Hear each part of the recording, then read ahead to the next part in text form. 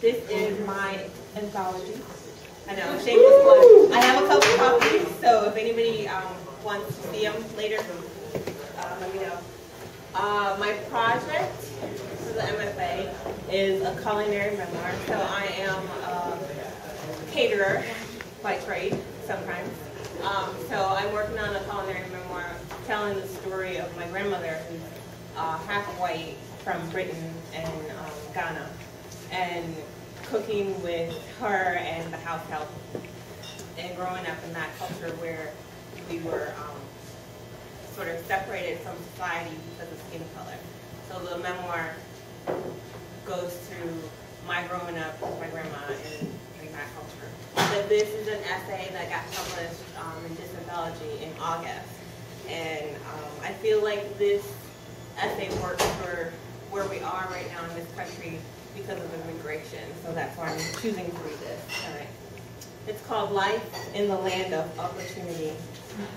The leaves on the tree right outside my window gently stir with a wind that only blows about every 10 minutes.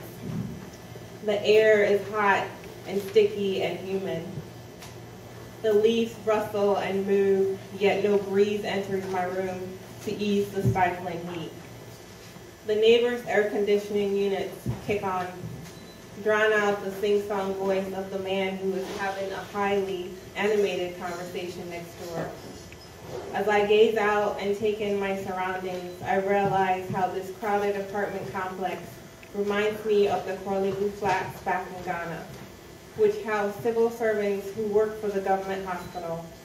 I think to myself, life in America is just the coded version of life in so-called third world countries.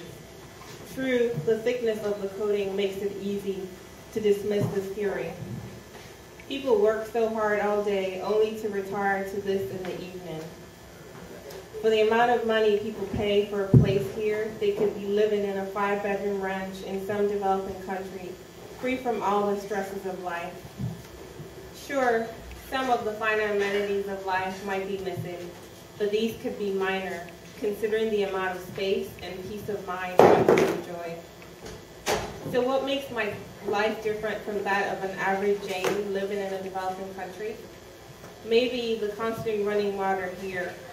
Jane will certainly have to be rationing or walking a few miles to a well or a community pipe. Then there is the electricity that seems to burn all day long, by which these people in the other apartments are cooling their living spaces. Or could it be the microwave, coffee maker, or George Foreman grill? All seemingly necessary appliances for existence in America. Yet, I beg to differ. These are all mere trappings of a life we choose to lead in this here free country, to which members of developing countries en masse escape with hopes of amassing wealth and returning to establish a mini America in their homelands. Noble goals, no doubt, but realistically, how many of these people ever end up leaving America to return to their homelands?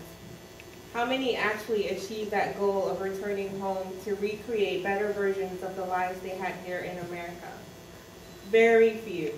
The average immigrant Jane ends up getting caught in the lifestyle of consumerism, and with the onslaught of bills, even a trip home to visit aging relatives or bury a dead family member becomes unaffordable, a debt to be added to the credit consolidators list. Some remain trapped in America because of the real danger of not being able to return once having left because of immigration regulations. As I write, I wonder, who am I really writing for? Who is my audience? My people, my fellow developing country citizens, who, like me, have left, often better times, living conditions, to come to America with the hopes of finding greener pastures and making their fortunes in this land of opportunity. If this is my audience, do they even care? Immigrants make up the bulk of the population in America. Everyone left some place to come and make it here. Different reasons propelled each ethnic group that migrated here. But the one underlying reason, regardless of which group, seems to be the promise of finding something better than what they had in their country. In the process of making it, we all lose important parts of ourselves, an accent, a difficult to pronounce name, the foods from which our very clothing used to reap, the culture that used to emanate from our very beings. We lose these parts of ourselves in an attempt to blend in, to become one of the majority. Sadly, though, most immigrants can never quite complete that process of blending in. Just when you think you've perfected the pronunciation of a word or gotten the meaning of some idiomatic expression right, some person somewhere comes up to you on the pretense of making conversation and asks, "So, where are you from?" Or my all-time favorite, "What are you?" I love to give people like these herniers because I calmly proceed to say, casually, "The Midwest, Ohio." Of course, they don't get the hint until they continue to probe. "No, I mean, where are you really from?" They know you are different. You look different. You sound different. You must be different.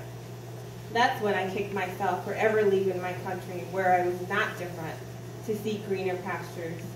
What most people do not realize, or at least refuse to acknowledge, is that this country, America, truly only belonged to one group of people. These original owners were sacked and mistreated, much like what happened in my country, which was colonized by the British. America today is made up of centuries of people from other places. People who looked and sounded different back then, some brought in by force, others driven by the search for a better life. The same reasons that still bring immigrants today. So if we're going to be so picky about who is different, then shouldn't we all return to our original homelands? But of course, there are quite a few Americans today who cannot trace their ancestry back to their original locations. So where does that leave them? May I suggest a new identity? Ambassadors for peace, embracing and extending warm welcomes to all new immigrants. Thank you.